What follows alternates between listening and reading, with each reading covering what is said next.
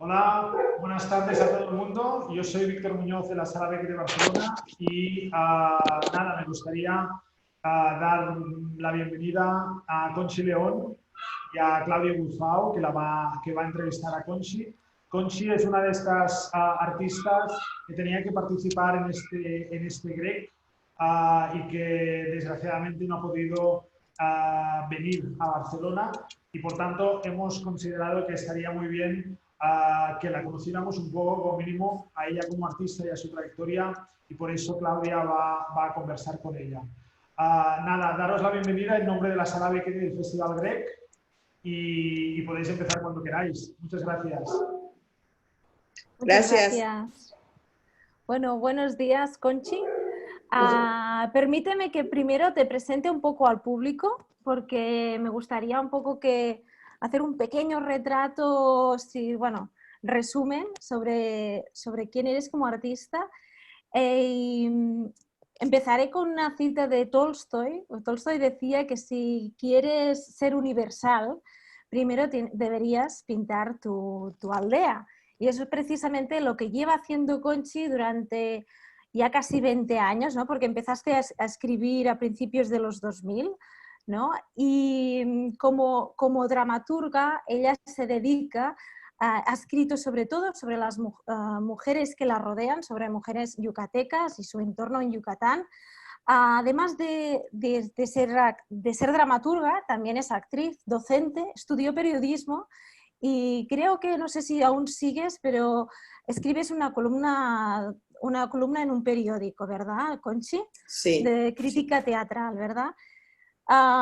Conchi también, como dramaturga, se dio a conocer muchísimo con Mestiza Power, que se estrenó en 2005. Fue un éxito de taquilla, que sigue siendo un éxito de taquilla, ¿verdad? Que aún se representa. Y este mismo año también fundó su compañía, Sastun, no sé si lo pronuncio bien. Sí. Entonces, también ha estrenado más recientemente Del Manantial del Corazón, que era la obra que iban a presentar en el GREC. Es una obra que habla sobre la maternidad en el Mayab, sobre el nacimiento y la muerte de niños. Y esta obra, que visualmente, sus relatos de hecho son muy visuales, ¿no? Despierta muchas imágenes, también ha sido adaptada al cine recientemente. No sé si se ha estrenado aún o no. No, la íbamos a estrenar ahí en el festival, en la Filmoteca, pero bueno, con todo esto no se ha podido. Quizá la estrenemos en septiembre en Mérida, va a depender de la contingencia. Claro, y aparte del Manantial del Corazón, sus obras recientes más conocidas son La tía Mariela, que ha tenido un gran éxito de público en México. No sé si aún habéis tenido la ocasión de poder girarla fuera de México. Y también Cachorro de León, ¿no? Un monólogo en el que casi nos lo explicas todo de tu padre, ¿no? Y aparte de su trabajo como actriz, Conchi también trabaja en cárceles de mujeres y hombres en México DF y en Mérida. Y también ha trabajado muy de cerca en refugios con mujeres maltratadas. Así que veis que el trabajo de Conchi es realmente muy transversal, muy universal. Sus obras se han presentado, aunque trabaje mucho sobre su entorno, han sido presentadas en muchos festivales nacionales en México y también internacionales. Y nada, para empezar la conversación me gustaría empezar desde el inicio. Y una cosa para el público, podéis ir escribiendo preguntas para Conchi en la casilla del chat y las iremos recogiendo a lo largo de esta conversación. Así que me callo, empiezo con la pregunta. Conchi, ¿cómo entraste en el mundo del teatro y por qué te atrapó? Cuando yo era niña, mi mamá decidió meterme a clases de ballet para que adelgazara. Siempre he tenido problemas de peso y mi mamá es un poquito gordofóbica. Entonces me metió a clases de ballet. Pero ballet no va para adelgazar. No, pero yo no sabía. No adelgacé nunca, imagínate. Pero al teatro todo le sirve, ¿no? Entonces estuvo bien. Y ahí daban clases de teatro y yo le pedí a mi mamá que me dejara entrar a esas clases de teatro. Y me decía, no, tú vas a hacer lo que yo digo, porque soy tu mamá. Pero yo escuchaba las clases de teatro y yo decía, yo quiero estar ahí. Terminaba mi clase de ballet y en lo que llegaban por mí corría a escuchar la clase de teatro y decía, yo puedo hacer eso, que me dejen. Y hasta los 15, mamá me dejó entrar a estudiar teatro y pues se abrió el universo para mí. Siempre digo que ese encuentro con el teatro transformó mi vida de muchas maneras, no solamente profesional, sino humana y emocionalmente, porque a través del teatro puedo contar historias personales que se han convertido en historias de resiliencia. Entonces, pues así es como empiezo en unos talleres libres de teatro. Cuando yo terminé la secundaria, mi mamá me dijo, tú eres muy tonta, no vas a estudiar la prepa porque vas a reprobar todo. Pero quiero estudiar teatro, bueno, pues vete al teatro si quieres. Entonces, la única opción en ese momento para mí eran talleres libres, porque como no estudié la preparatoria, no tenía acceso a una licenciatura o una maestría, y a partir de ahí empecé a buscar figuras pedagógicas como seminarios, diplomados, talleres, para poder accesar al teatro y a la dramaturgia. ¿Estudiaste periodismo? No sé si... Siempre quise ser locutora, era como mi sueño. Entonces mi mamá es una figura muy recurrente en mi dramaturgia y en mi vida. Entonces cuando le dije que quería ser locutora, me dijo, no, porque los locutores van a la guerra y los matan.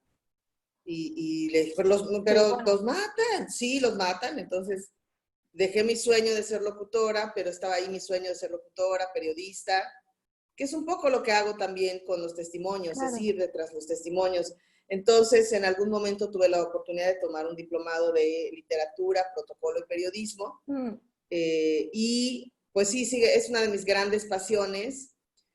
Claro, hubo un sexenio en México en que ser periodista era sinónimo de ser asesinado por claro, todo este tema de la corrupción. Sí. Entonces, me gusta la presencia del periodismo, digamos, en el teatro, en mis entrevistas, y también cuando alguna nota, hay obras mías inspiradas en hechos pues tremendos, cuando alguna nota de prensa, hay algo que quiero decir en el teatro, sigo como investigando esas líneas y me sirve el periodismo, pero no lo he desarrollado tanto como tal. Mi columna, digamos que es más como una columna de opinión, así la considero. ¿Y cómo llegaste, o sea, estudiaste, quisiste ser actriz y cuándo te diste cuenta de que querías, supongo que también tu vocación hacia el periodismo ya te indicaba que querías escribir, pero ¿cuándo te diste cuenta de que querías escribir, ser dramaturga? ¿Y cómo encontraste tu camino hacia el teatro testimonial? Escribía siempre, digamos, textos por ahí, poemas, no sé si puede llamarse así, pero cuando empecé a dar clase a niños, las obras que habían en ese momento, los niños interpretaban personajes de abejitas, de florecitas, de arbolitos, que la lluvia, y entonces los niños me decían, esas obras son muy infantiles, cuando a fin de año teníamos que hacer algo, y me encantaba que los mismos niños les pareciera infantil. Tú tienes 6 años y te parece infantil esto. Y entonces me decía, tú puedes escribirnos algo. Y entonces, bueno, lo voy a intentar, les decía. Después de haber vivido un proceso de un año, pues ya los conocía muy bien, ya sabía de qué querían hablar y empiezo a escribir obras para niños. Realmente ese es como el inicio de mi dramaturgia. Y después que me apasiona escribir teatro, empiezo a escribir como mis historias personales, un poquito más. Y realmente mi manera de escribir a partir de testimonios es a partir de que yo paso por una calle y veo a una mestiza, que es como llamamos nosotros las mujeres indígenas, que usan huipil, un poco como lo que traigo yo, que es como una bata blanca con bordados. Con las flores. Ajá. Y las mestizas, que son mujeres de las comunidades que vienen a Mérida a trabajar, en este caso a vender fruta. Esta mujer tenía su ropa de indígena y unos lentes de gota tipo Ray-Ban. Entonces, la piel morena, los bordados, los lentes y los dientes con casquillos de plata, era una imagen tremenda. Entonces, yo me detuve, cuando vi a esa mujer no pude seguir mi camino, yo necesitaba saber por qué tenía unos lentes Ray-Ban, y era una imagen tremenda. Entonces, me bajo a comprarle fruta, empezamos a conversar un poquito, y le pregunto, ¿por qué tienes esos lentes? Y entonces resulta que su marido la había golpeado, tenía el ojo morado, entonces pensaba que nadie le iba a comprar o iba a dar mal aspecto si se paraba a vender con los lentes. Entonces, como mi mamá fue una mujer violentada también por mi padre, cuando ella me dice eso, eso me golpea a mí también. Claro. Es que en el teatro tú a veces sales a buscar algo, pero cuando lo que estás buscando te encuentra a ti o es tu espejo, es muy fuerte. Me ha pasado varias veces en este andar. Entonces, empezamos a conversar. Ella me dice que su hijo también la golpeaba, pero lo decía de una manera como si fuera una característica más. Claro. Decía, su modo de mi marido es pegar, como si fuera alto, chaparro, moreno. Y me gustó eso de que no se victimizara, de que lo viera natural, pero a la vez yo quería decirle, pues tu hijo no te debe pegar, pégale tú, agarras una silla y le pegas. Y entonces me decía, no, porque me duele mi corazón de madre si le pego. Tú no tienes corazón de madre, porque como yo no tengo hijos, seguramente no tengo corazón de madre, porque no permitiría que mi hijo me pegue. Entonces, me recordó muchas frases de mi mamá, esta resignación, asumir que eso le tocó, que así tiene que ser porque es mujer. Entonces se vino una revolución interior mía y dije, yo quiero entrevistar a estas mujeres y conocer cómo va esa vida. Y a partir de ella empecé a entrevistar otras mestizas que vendían fruta y así, y después bajo esos testimonios, digamos que los cruzo con ciertas niñas de ficción. También comparto testimonios de mi abuela y algunos de mi mamá o de nosotras mismas en esa obra y escribo Mestiza Power. Y a partir de ahí me doy cuenta que mi gran pasión es escribir a partir de testimonios de personas. Como dice Jorge Volpi, la mejor manera de empezar una historia es con otra. Entonces, pues me encanta, es así como lo inicio. ¿Y cómo te organizas estas investigaciones? A partir, porque Mestiza fue un poco por casualidad, ¿no? Fue un camino un poco casual, pero a partir de haber descubierto un poco la fórmula interna, ¿cómo la fuiste construyendo? Por ejemplo, con Del Manantial del Corazón, ¿cómo empiezas? ¿Empieza una temática? Porque claro, dentro de estos grupos hay muchos temas para tocar, ¿no? ¿Te lleva una temática o sencillamente el instinto? A veces sí una temática y a veces aparece algo que quiero. Pasó incluso con Del Manantial del Corazón. En Yucatán tenemos muchísimos rituales y mucha herbolaria. Y a mí me dio varicela de adulta. La varicela cuando te da de adulto, pues casi te puede matar. Sí. De niños te salen 3 granitos claro. y no pasa nada. Entonces, cuando a mí me da de adulta, me salen las pústulas en los ojos, en los oídos, en las plantas de los pies. Era muy doloroso. Con el calor que hace en Mérida era insoportable. Y el doctor dijo que no me debía de bañar, además, porque podía infectarse las pústulas. Entonces llegó mi mamá a mi casa y me dijo, mira cómo estás, qué horror, te voy a bañar con las hierbas para secar eso. Y tenía fiebre y eso. Y mi pareja de ese momento le dijo, no la puede bañar porque dijo el doctor que si se baña se muere. Y dijo, hija, pues a mí me vale madre el doctor, yo voy a bañar a mi hija con estas hierbas. Entonces juntó unas hierbas, yo estaba casi que en el delirio por las fiebres y eso, y la recuerdo así buscando las hierbas y me bañó y a la tarde ya se me habían secado las pústulas y me curé. Entonces ese poder de la herbolaria yo lo he visto en mí y me duele que todo eso se esté perdiendo ya, esté desapareciendo. Y hay un baño que se hace a las mujeres para que cuando están embarazadas tengan leche en los pechos y después del embarazo, después del parto, se hacen muchas cosas. De hecho, en el embarazo, por ejemplo, no deben costurar con hilo muy largo porque suponen que así vendrá el cordón umbilical del bebé y es más fácil que se le enrede en el cuello. Y si tú al estar pasando la aguja muchas veces sobre el vientre, estás pasando el cordón. Eso es parte de un imaginario que a mí me resulta fascinante. Entonces yo dije, quiero conocer el baño que se hace después del parto. ¿Cuáles son las hierbas? Y le pregunté a mi mamá y empecé como a investigar esas hierbas porque solo se acordaba de algunas. Y me dijeron, mira, ¿sabes quién te puede decir la partera tal? Y me fui a entrevistar a la partera Y entonces me dijo, ¿quieres de cuando dan a luz o cuando se muere el bebé? Y entonces eso hizo un cambio en mi investigación y empezaron a surgir testimonios de bebés que se habían muerto, qué pasa, qué ritual se hace cuando un bebé se muere. Y entonces mi investigación dio un giro y aparte de hablar de la vida, la partera se vuelve un personaje porque la puedo entrevistar y me cuenta cosas muy hermosas. También hay como una mirada poética que me fascina en estas frases que tienen las mestizas. De pronto hay como unas frases poéticas que a mí me encantan. Entonces hay un giro y se habla de la vida, de ciertos rituales y de la muerte y de lo que se hace cuando se muere un bebé. También el hecho de que estén presentes esta educación que tiene que ver con el género. Hay una frase que dice, en Yucatán cuando nace un varón, la tierra se pone feliz porque han llegado al mundo nuevas manos que habrán de trabajarla. En cambio, cuando nace una niña, los pájaros lloran de melancolía. Entonces vuelve la revolución en mí. ¿Cómo que cuando nace una mujer, los pájaros lloran? Y las mujeres podemos trabajar la tierra también.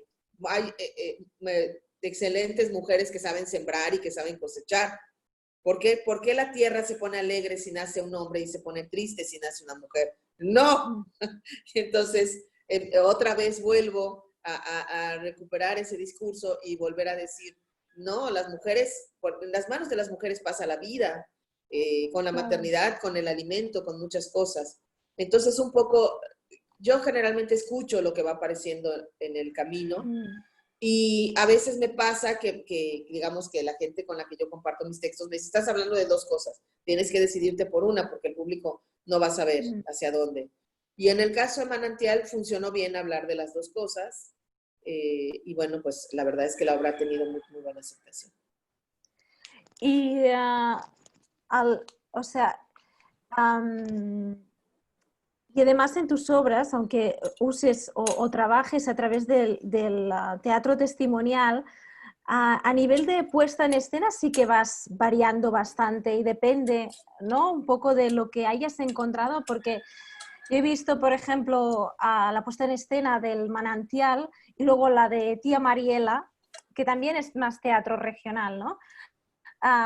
Muy, muy distinto, ¿no? Supongo que depende del contenido, luego te propones presentarlo de una manera muy distinta, porque del Manantial del Corazón, para mí, aunque no lo he podido ver, espero que algún día lo pueda ver en directo, hay un trabajo muy cercano con el público, ¿no? El espacio es más... buscaste esta intimidad, supongo que a propósito, ¿no?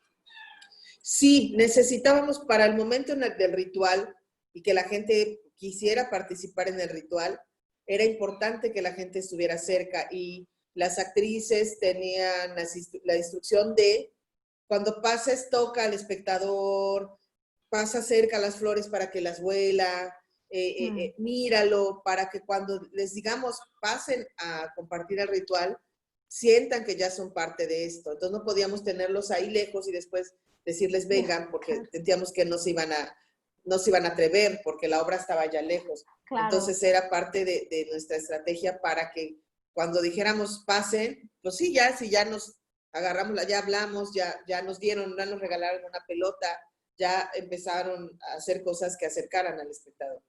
Además, tu personaje, de hecho, he visto que se dirige bastante al público. Hay una traductora, bueno, depende del momento y qué público tengáis, ¿no?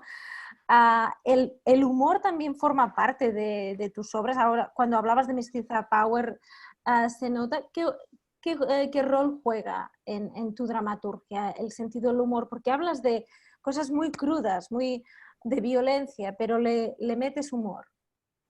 Sí, precisamente porque estamos hablando de cosas muy dolorosas que pueden espejear mucho con la audiencia. Para mí el humor es importante. Sin embargo, no es algo que busque, es algo que está naturalmente en mí.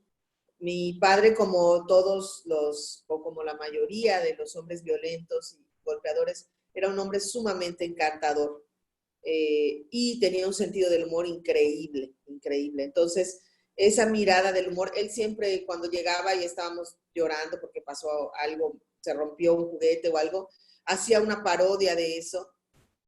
Y yo me acuerdo cómo estaba en la tragedia total y mi papá empezaba a contarme cómo se había roto, cómo me había caído del árbol, qué sé yo, y me empezaba a dar risa, porque digamos que de alguna manera me parodiaba y me reía y se me olvidaba.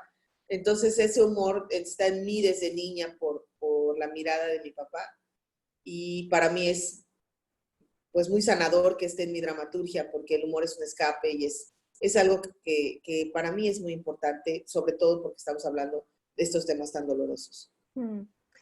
Hay un momento en la obra de Manantial que participa, tú ya lo has mencionado, que participa el público, en el que se presenta, se reproduce un rito muy, muy bonito, no sé si lo pronuncio bien, atención, Hetzmet. Sí. Lo he estado practicando, ¿eh? Sí, es que soy fatal. Que es una especie de bautizo maya, ¿no? ¿Nos puedes contar un poco? Porque me parece un ritual precioso que debería hacerse Sí, en todo el mundo, creo. yo también creo, ¿sabes? Sí, el bautizo maya, que no tiene nada que ver con la religión católica ni nada. Hay algunas presencias como la Cruz Verde o algo así, pero no tiene que ver con ningún dios ni nada. Este ritual, pues cuando yo hablo con la partera y estas cosas, en algún punto se me acercan de una comunidad para pedirme que diera una función a beneficio, y yo les doy una función de mi obra gratis y todo lo que se recaudaba para la comunidad. Entonces ellos, en agradecimiento, me invitan a la ceremonia del Hetzmek, que es una ceremonia que se hace en la comunidad. Y entonces yo voy, va un amigo a registrar la ceremonia por video, y entonces es este momento en el que ellos entregan al niño al corazón del cielo y al corazón de la tierra, y la gente, todo el pueblo o toda la comunidad prepara la comida, todos son invitados, y en una mesa se ponen ciertos elementos, y a partir de objetos al niño le desean cosas en la vida. Que no sé, entregan una llave para que el niño pueda abrir las puertas que le corresponden, y también si la llave no abre la puerta, él sepa que esa puerta no es para él. Entonces me pareció, cuando lo vi, cuando empecé a ver, empieza todo, la mujer, el ritual, empieza a sentirse una energía, y yo empecé a llorar de sentir la energía de qué bello es esto, que todos los niños tendrían que empezar su vida, eso se hace cuando tienen 3 o 4 meses, con esto, porque luego vamos llenando a los niños de calamidades, te vas a caer, te van a asustar, te pueden robar, qué sé yo. Entonces empezar tu vida con todos esos buenos deseos me pareció maravilloso. De pronto estábamos ahí además en la comunidad maya, con las personas maya hablantes, con el bebé, con estos elementos como el machete o cosas muy mayas, una vela, le pusieron una vela y la encendieron para que cuando todo esté muy oscuro siempre encuentre una luz en el camino. Y de pronto la guía de la ceremonia pide que le den el teléfono más moderno. Y mi acompañante que venía a grabar sacó un iPhone y se lo dio y lo pusieron en la mesa. Y para mí era como, ¿por qué estamos haciendo un ritual ancestral y hay un iPhone en la mesa? Entonces la guía dijo, te regalamos este teléfono para que no le tengas miedo a la tecnología como nosotros. Entonces decía, qué sabia mujer. Es cierto, porque en las comunidades, pues el uso de los teléfonos o el internet es como, no queremos. Sin embargo, yo he visto que se manden WhatsApps en maya, y eso es como, para mí, justo de eso me gusta mucho hablar en mi teatro regional. El cruce de la modernidad con la tradición y con las costumbres me encanta. Y después, en algún punto, uno de los tíos del niño era albañil, y le pusieron una cuchara de albañil, las que usan para construir las casas, para que el niño tuviera, entonces dijeron, para que el niño tuviera un oficio. Y yo me alteré y le dije, no, pero no queremos que el niño sea albañil de grande, queremos que sea doctor, queremos que sea... Y me dijo la guía, no, el niño no va a hacer lo que tú quieras. Esto es para que el niño tenga un oficio, el que él sea. Y además, lo de albañil está bien, porque esto es para que el niño construya, te regalamos esta cuchara para que construyas una vida sana, una vida feliz, una vida cerca de tus padres. Entonces, otra vez volví a llorar de qué tontos y qué limitados. Justo se trata de eso, de no encerrar a un niño en una forma, porque puedes, por supuesto que puede ser un albañil feliz, no tiene que ser un doctor para ser feliz. Puede ser un doctor y muy, muy infeliz. Muy infeliz o no gustarle su oficio. Entonces, yo dije, esta ceremonia la quiero en el teatro. En Mestiza Power hay un ritual que no se comparte con el público, que es un baño con hierbas, es como un baño sanador y limpiador. Dije, ahora yo quiero meter el rito a lo más ritual que tenemos, que es el teatro, pero quiero que la gente participe. Y entonces siempre que hacemos esa obra, entre los requerimientos está un bebé de 3 o 4 meses. Ya lo sabéis. Siempre me hablan, me dicen, perdón, vimos entre los requerimientos, ¿esto es un error? ¿O es un títere? ¿O es un muñeco? No, es un bebé. Tiene que ser. Y me han dicho, pero me juras que no van a hacer como un sacrificio maya y van a manchar al niño de sangre. Les digo, no, es todo lo contrario. Y hemos tenido la fortuna que siempre hay un bebé, siempre nos llevan al bebé. Y lo que me han dicho es que la disposición del público, cuando además obviamente está hecho, construido desde una cosa cómica que les digo, nunca han visto este ritual, vamos a hacerlo, consigan objetos, y tú consigue un bebé. Y sale la actriz y dice, mira este bebé que pasaba. Y la gente así como, ¿de verdad pasaba un bebé y se los dieron?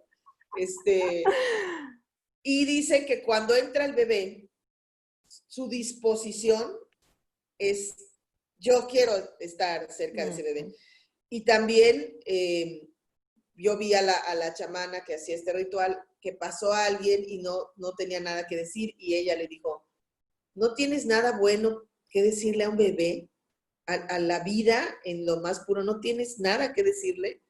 Entonces se hace a pensar eso, bueno, si no tienes nada que desearle a un bebé, no sé dónde está tu corazón, porque es eso, es la vida que comienza, y creo que todos podemos desearle algo bueno a un bebé. Entonces me gusta mucho también ese momento ritual, y las cosas que dice la gente son muy iluminadoras. Y bueno, hemos ido por el mundo haciendo estos rituales a los bebés que generalmente son hijos de actores, porque les explicamos y los actores pues aceptan que sus bebés participen. ¿Dónde habéis presentado esta obra y qué recepción ha tenido? Ahora que estabas diciendo esto. Pues la verdad es que hemos tenido la verdad, la obra ha girado muchísimo, ha estado en Brasil, en Argentina, en Estados Unidos, en España, estuvimos en Cádiz y en Madrid. ¿En Sevilla? ¿Puede ser? No, Sevilla no.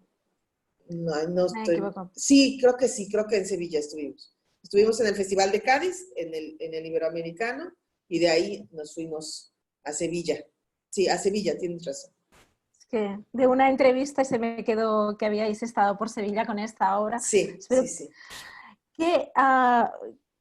¿Qué peso tiene toda la cultura maya y estos rituales en la vida cotidiana en Yucatán? No solo, aparte de la comunidad maya o mestiza, también lo comparten las personas o grupos de otros, fuera de la comunidad maya. ¿Tiene peso el sincretismo en Yucatán?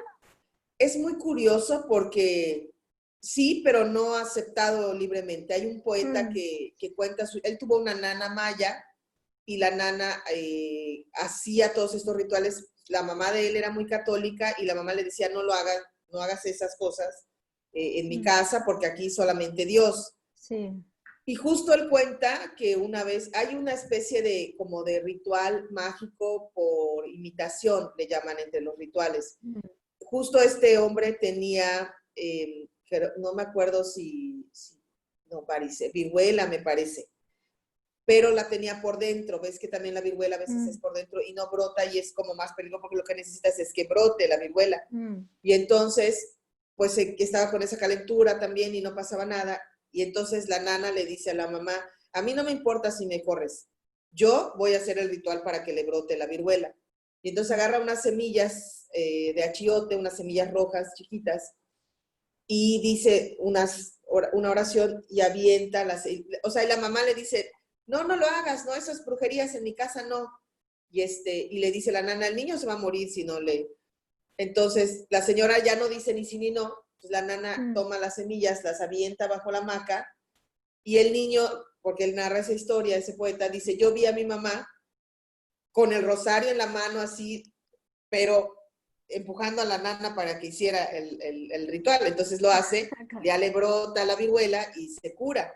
Entonces dice que siempre era así, su mamá siempre le decía a la nana que no hiciera esas cosas, y luego agarraba el rosario y la empujaba para que las hiciera. Entonces, en los mayas y en los mestizos, esos rituales ni siquiera son considerados como algo muy especial, es como algo del día a día, del cotidiano, y es parte de lo que a mí me encanta, que no es como siempre los mayas los dibujan ahí en la lontananza, caminando lento, vestidos de blanco, y no, los mayas se toman el camión, entran al supermercado. Entonces, no, creo que es discriminar, pensar que ellos están ahí. Y bueno, como dices, el sincretismo es tan presente y tan vivo que bueno, es imposible no verlo. Que es la fusión de la cultura maya con la católica, ¿no? Fue una Sí. manera de encajar estas dos tradiciones. Cuando tú trabajas y hablas con todas estas mujeres, con estas comunidades, estos grupos, ¿qué aprendes de ellos? Aparte de lo que se traslada en tu teatro, ¿y cómo reaccionan ellos al hecho de que aquello que cuentan pueda terminar siendo explicado o contado encima de un escenario? Un poco la relación que se establece entre... En mí lo transforma todo. Por decirte algo, cuando trabajé en la cárcel yo tenía problemas de ira, severos problemas de ira, tenía descontrol de ira. Y cuando entro a la cárcel y mucha gente está ahí porque en un segundo de ira mató a alguien, yo dije, caray, esto me puede pasar a mí, necesito terapia porque no quiero terminar aquí. Entonces, es muy curioso, al menos lo que pasa en la cárcel fue una experiencia diferente, los testimonios. Lo que pasa en las comunidades, cuando yo voy y platico y les digo que eso va a servir para una obra de teatro, siento que no hay como una dimensión de lo que significa. Para nosotros el teatro significa mucho, para ellos no significa nada. Es como, después llevamos la obra, pues, o me dicen, te faltó poner esto, no pusiste esto, ¿no? Y bueno, a veces les explico, es que se va a hacer muy larga la obra y no podemos hacerlo tan largo. Y hay gente que prefiere no ver la obra o mandar a sus hijos.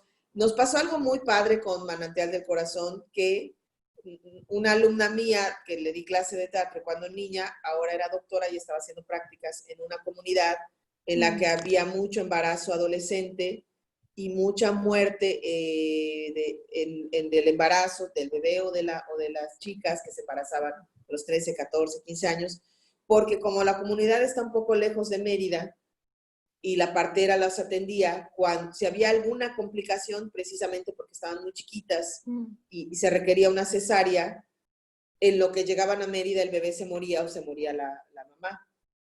Entonces mi alumna, que estaba ahí haciendo sus prácticas como doctora y no iba nadie a consultar, me dijo, maestra, a mí me gustaría que traiga la obra y sí les diga que porque en mi obra se trata de exaltar el oficio de la partera y decir cuán importante es y cuán valioso es.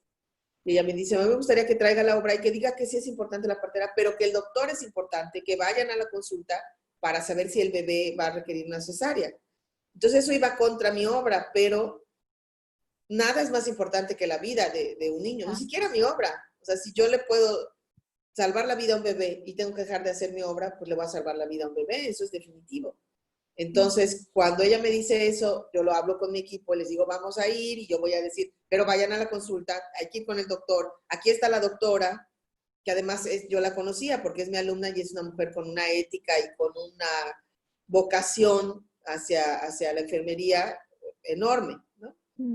Y entonces damos la función en un lugar, en un cuarto, ni siquiera en un teatro ni nada, porque pues era una comunidad que no tiene teatro es atiborrado de chicas embarazadas y de estudiantes.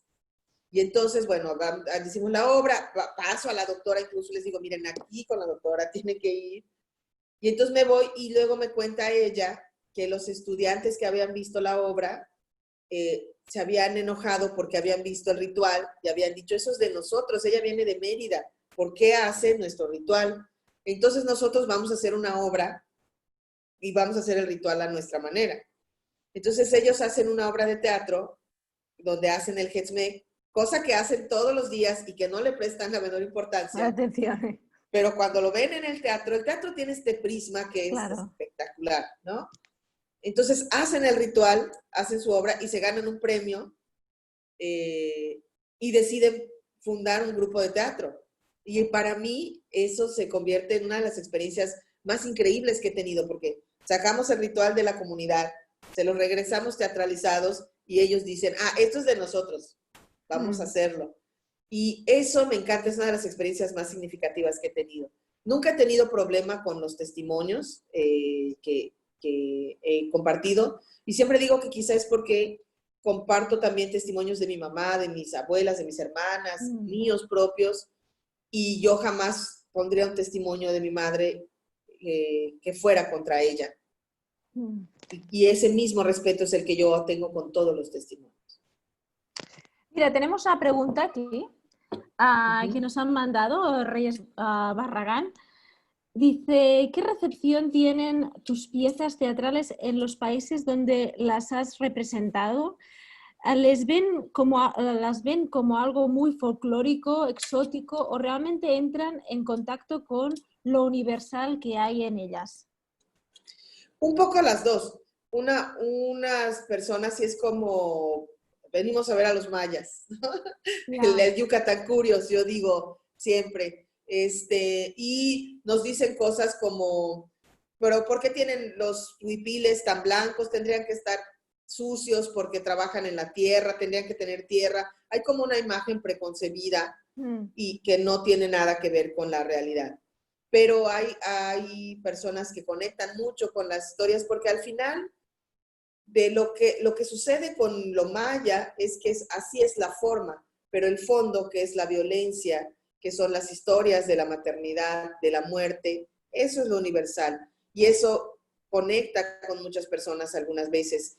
Justo en Sevilla, la obra se llama Del manantial del corazón porque es como que las lágrimas que te guardas hacen un manantial que un día tienes que dejar salir, porque si no te mata. Entonces, una señora se nos acercó y se me acercó y me dijo, ¿cómo hago para llorar este manantial que llevo 20 años creciendo desde que me mataron a mi hijo? Y a veces me preguntan cosas que no sé responder, ¿no? Entonces, a veces mujeres se quedan y piden hablar con nosotros, contarnos su historia o decirnos algo en específico, y por eso yo sé que la obra toca a ciertas personas. O hay varones que se acercan y me dicen, a los padres también nos duele cuando se mueren nuestros hijos, no solamente a las mujeres. Les digo, tienes razón, pero mi obra habla de las mujeres. Claro. Espero que te haya servido para llorar un poco la muerte de tu hijo. Entonces creo que es un poco de los dos. Hay personas que sí están detrás del folclore y otras personas a las que la obra les habla. Mira, otra pregunta. Dice, de Cesc Casadesús, el director del GREC, tu trabajo es tremendamente humano. Ojalá podamos verla pronto. La pregunta es, ¿podemos ver la película en alguna plataforma online? Cesc se ha conectado más tarde. Le volvemos a contar qué pasa con la película. Sí, en la película queremos estrenarla en septiembre, aquí en Mérida, pero no sabemos si por la contingencia va a tener caso pues meternos a un cinema, a proyectarla. Yo le estoy pidiendo al director de la película que la suba a Vimeo o a alguna plataforma para que poder compartirla, pero no lo estoy convenciendo todavía. Espero en algún punto convencerlo y lograrlo. Ahora que hablamos de la película, quería preguntarte, ¿ha sido difícil desprenderse un poco de tu bebé? Porque en el fondo una obra de teatro, ¿no?, es tu creación. y dejarla a otro para que la lleve a otro medio? Habéis hablado mucho. Se llama René Vargas, ¿no? El director. René Vargas, sí. Pues fíjate que me pasó con Mestiza, que se le había yo firmado a un chico que iba a hacer una película, y él deja pasar mucho tiempo, como que consigue muchas becas para hacerla, y yo veo cómo está más interesado en lo económico que en el proyecto. Y después me entrega una primera adaptación que me parecía que estaba bien, pero ya cuando la iba a hacer, me entrega una adaptación hecha por 4 hombres y la obra había perdido toda su esencia, toda su femineidad, le había metido muchos chistes burdos, entonces yo me veo en la disyuntiva de decir, esto no es, no porque sea mi obra, porque al final es otro lenguaje, pero no es la esencia ridiculizar a las mujeres. Y entonces le tengo que decir que no, ya no te autorizo que haga la película. Y bueno, para mí fue muy difícil decírselo porque yo sí la había firmado y le había dicho que sí, hacía 3 años. De hecho, ya había vencido esa firma y bueno, ahí se queda en el aire. Pero René es un chico que escuchó que su mamá estaba leyendo la obra y se puso a llorar y dijo, yo tengo que hacer esa película, y me buscó y me dijo, no, pidió todas las becas, no le dieron ninguna. Me dijo, yo me voy a ir a trabajar a Estados Unidos y todo mi dinero va a ser para hacer esa película.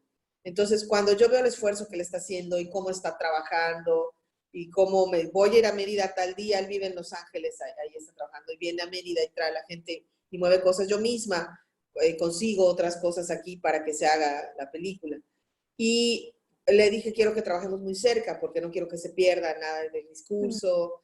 O tenía cosas como que uno de los personajes comía nopales y en Yucatán no comemos nopales, eso se come en el centro de México. Cosas así, ¿no? Entonces, pero cuando empiezo a ver los primeros encuadres y las imágenes y lo que él tenía en la cabeza, y que era muy claro que había estudiado lo que él quería decir, yo me doy cuenta que no me tenía por qué meter, que él era un artista y él quería desarrollar un trabajo artístico. Y si yo estaba ahí molestando, de hecho Osvaldo, quien no ha estado trabajando con nosotros, estuvo toda la película y me hablaba todo el tiempo, es que no está haciéndolo como es en la obra. No importa, yo ya lo vi, él tiene una mirada artística.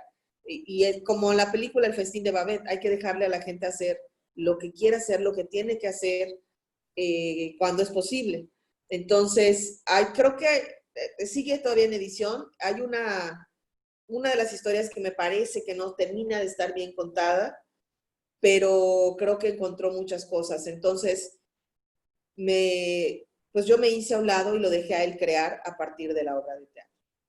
Porque los relatos, de hecho, del Manantial son muy visuales. O sea, entiendo como la necesidad como para llevarlo a este medio. Y para ir terminando, que nos faltan unos 10 minutos, durante el confinamiento, durante el confinamiento habéis estado con la compañía bastante activos, al menos en YouTube. ¿Hay algo, ha sucedido en ti o has tenido alguna reflexión que ha despertado en ti esta situación que sobre todo ha incidido sobre artistas de artes escénicas, creo que de los que más, aparte de en general la gente? ¿Hay alguna reflexión, aparte de toda esta producción, que también me gustaría que lo contaras a la gente? Algunos aún no te han descubierto, también te has convertido en un personaje de YouTube, bastante viral, ¿verdad? Un poco el proceso de reflexión y de acción durante el confinamiento. Sí, pues yo estaba en la Ciudad de México y me regresé a Mérida. Y aquí estaba como, pues bueno, vamos a ver qué va a pasar. Estaba en una temporada muy exitosa de viernes a domingo. Pues todo se fue cerrando. No tenía ni siquiera el impulso de escribir. Y dije, bueno, quiero crear desde el humor y quiero crear desde una plataforma que no le cobren a la gente y que pueda verlo ahí. Y entonces tengo este equipo maravilloso que siempre me acompaña en lo que quiero hacer y les digo, bueno, vamos a hacer humor porque esto está, si vemos que la gente realmente no se ríe de nada, pues ahí que quede. Y empezamos a compartir sketches o cosas, con los discursos de quédate en casa también. Y empezamos a ver que la gente sí se interesa por eso. Y entonces hago el hamaca gym, que es como hacer ejercicio desde tu hamaca. Y de pronto empezamos a ver que se vuelve súper viral. Y era como, de hecho en un programa en España hicieron Sí, una La Sexta. compilación de todos. Y era como, wow, bueno, ya no, les decía, bueno, ya no fuimos a España, pero ahí estamos con esto. Y claro, después de hacer el humor, empezamos a compartir videos también que tienen que ver con la violencia. Hicimos uno que se llama Querido Dios, que habla de la violencia intrafamiliar. Sí. Ahorita acabo de grabar uno que tiene que ver con la depresión y con la tristeza de estar pues encerrados. Al inicio de la cuarentena, 2 amigos míos se suicidaron porque uno tenía SIDA y otro tenía otro. Entonces, cuando escucharon esto, les pareció el fin del mundo y se suicidaron. Entonces, también venía yo con esa carga de tenemos que hacer algo para que la gente no entre en crisis. Y bueno, uno siempre es utópico y cree que puede aportar. Y después me han invitado a hacer cosas, me invitaron a escribir algo para los niños, para explicarles un poco la pandemia. Y escribo El Cielo, que es El como cielo es muy un bonito. videíto que Aquí está lo como tengo. con animación, que está actuado y tiene animación. Y después me invitaron a hacer una parodia de La Casa de Papel y se llama La Casa de Papel de Baño, Sí, no lo he porque ves visto. que no sé en otros países, pero en México la gente entró en crisis y compraba papel, o sea, se compraba todo el papel de baño del súper. En todo el mundo, en todo el mundo. Mis tíos se quedaron sin papel, tuvimos que llevarles papel. ¿Ves? Entonces hicimos una parodia que se llama La Casa de Papel de Baño, y es muy divertido, es una cosa que se llama Cabaret Zoom, pero también hablamos del feminismo y eso. Entonces sí, la verdad es que he estado muy activa. Justo este fin de semana tuve función sábado de La Casa de Papel de Baño y domingo de Cachorro de León, casi todo sobre mi padre. Y yo decía, qué padre, estoy teniendo funciones los fines de semana un poco como me gusta. Y crear me ha ayudado mucho a no dejarme ganar por la tristeza y por la incertidumbre de los tiempos, porque no sabemos nada realmente, no sabemos cómo se va a mover, qué va a pasar, si la gente después va a querer seguir yendo al teatro. Y bueno, crear y compartir me parece que son 2 caminos que te ayudan a construir y a construirte. Bueno, yo creo que has terminado en muy buena nota. No sé si alguien quiere hacer otra pregunta, supongo que no. Bueno, Conchi, ha sido un placer hablar contigo, escucharte y espero que podamos ver alguna de tus obras muy pronto en Barcelona y si no, mientras la película del manantial, que tengo muchas ganas también de ver esa película. Muchísimas gracias y buenos días. Para nosotros son buenas tardes. Gracias por todo. Oh, gracias y bueno, nos vemos pronto. Un abrazo a todos.